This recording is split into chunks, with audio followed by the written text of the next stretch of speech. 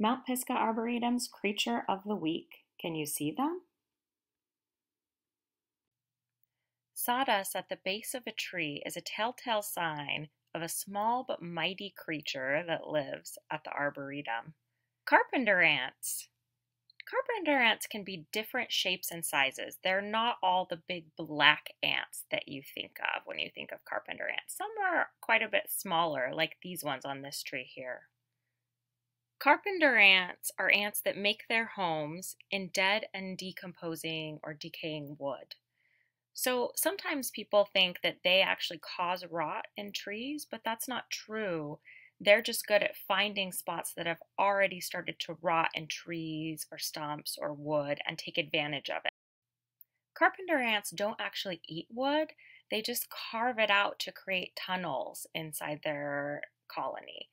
And with all that digging that they do, they actually create new soil 10 times faster than earthworms. Here's some carpenter ants actually carrying bits of sawdust outside of their colony. So they have to carry each piece individually, one piece of sawdust at a time to make their tunnels. So you can imagine how many ants it takes working together to create a pile of sawdust like this. There can be up to 15,000 ants in a carpenter ant colony.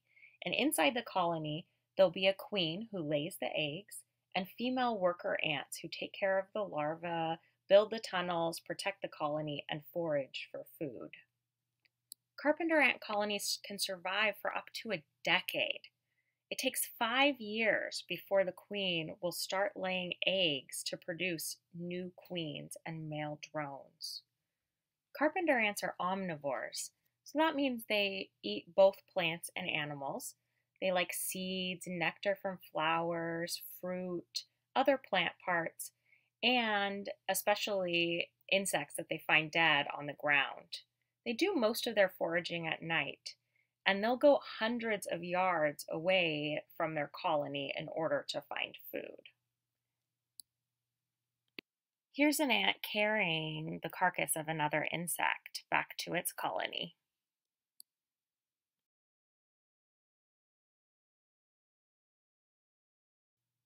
If their colony gets too big and they run out of room in their tree, carpenter ants will actually create satellite colonies in nearby trees or old rotten logs or stumps. And these colonies will all still be connected, so they'll move food, even eggs and larvae back and forth in between the main colony and the satellite colonies. Do you see how the ants, as they pass each other, often sort of tap their antennae together? Ants use pheromones, scent, to mark the good trails where food is. And they often check in with each other as they pass each other on the trail with a little antenna tap. Carpenter ants play an important role in the health of the forest. They work together as a team to clean up the forest floor, take care of rotten wood, and in the process create new soil for young seedlings to grow in. Small but mighty indeed.